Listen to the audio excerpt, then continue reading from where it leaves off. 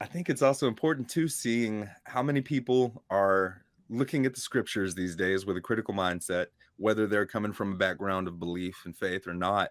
And we see a perfect example of this last debate that Brother Sean had with the gentleman that um, was raised in the faith, wasn't brought up on proper doctrine necessarily by any standard.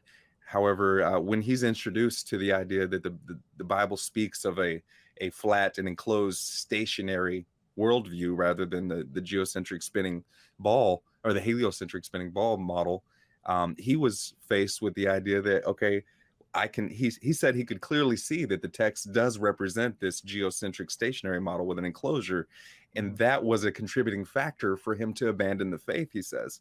So then that tells me we need a branch of apologetics, for cosmological apologetics, to be able to show people, yes, you're right that you're seeing all this in the scriptures, because it does consistently speak of an enclosed model, much different than what we're taught. And then I think we need to be able to reassure them and encourage them to say, here's all this real world evidence.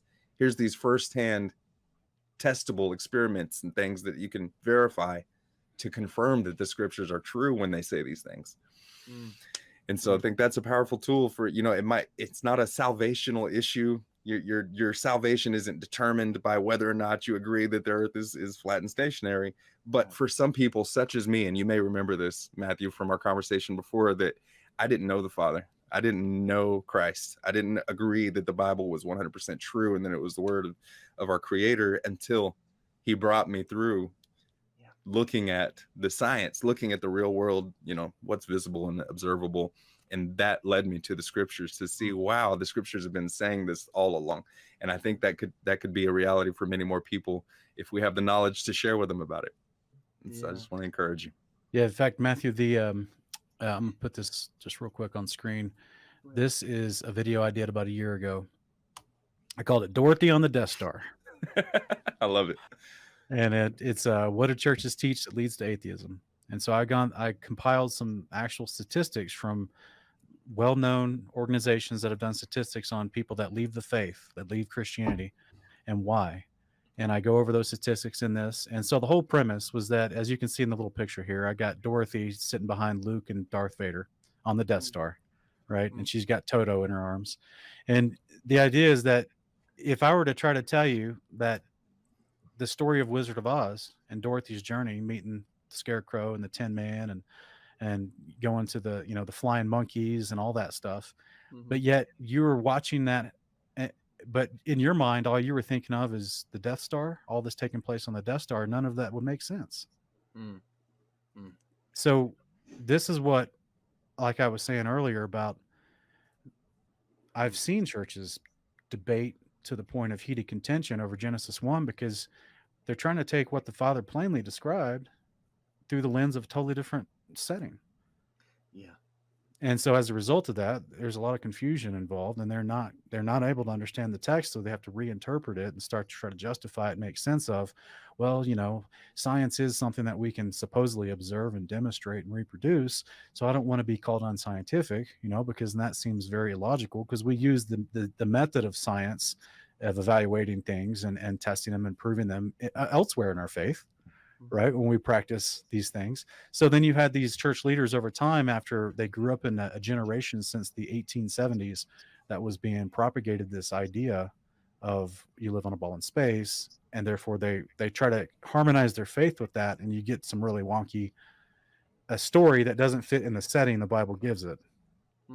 So this is where people have to reinterpret, and this is why I lovingly would ask pastors in the past, hey, is the New Jerusalem literal or figurative? Yeah. And that's a crazy question that they would struggle to answer. But in that video that I showed, I actually reviewed the statistics that show 14 million people a year leave the Christian faith in the United States, specifically due to concepts tied directly to evolutionary heliocentric teachings that they experience in high school and college. Wow. So it's a perpetrated idea that we've come to the understanding that it's contrary to what the scripture teaches, but it is so assumed in our society that even Christians think, they don't even think twice about it, like I didn't for so many years. You just assume that's the way it is. So I got to figure out how the Bible fits with this. You know what I mean? But it is one of the greatest deceptions in our understanding that's ever been perpetrated on mankind to lead people away from the faith. So just like that atheist I talked to a few nights ago, he said he left the faith when he got to college.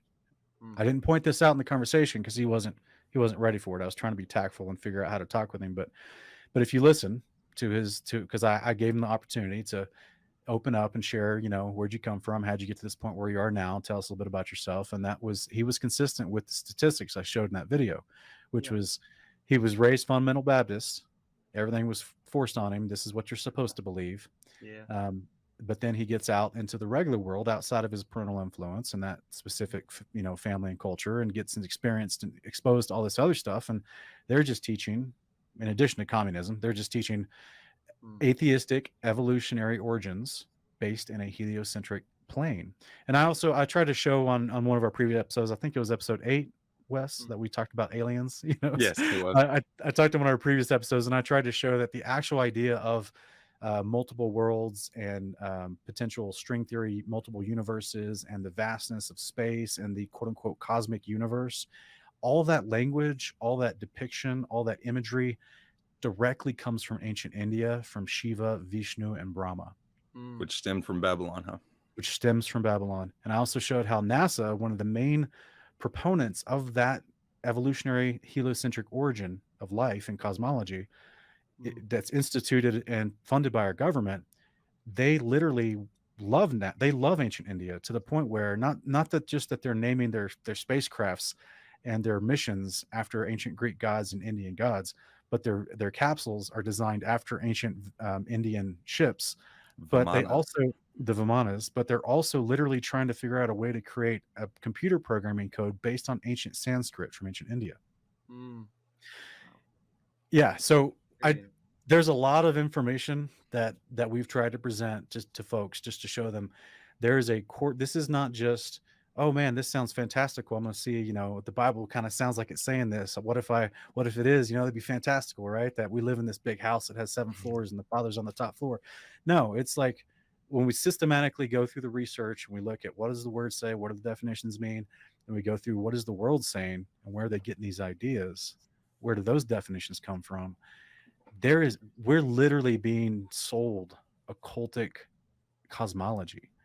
And it's literally having a physical fruit that can be quantified through a trackable number, leading to people leaving the faith that were raised in Christian homes. That 14 million number that I talked about earlier from the statistics, those are people raised in Christian homes. Wow. So it's a serious attack on the faith and on believers. I graduated from learning lies to seek the truth, indoctrinated to be too blind to see the proof. I once was lost, but now I'm found, so I shine light. And everywhere I go is darkness, so I shine bright.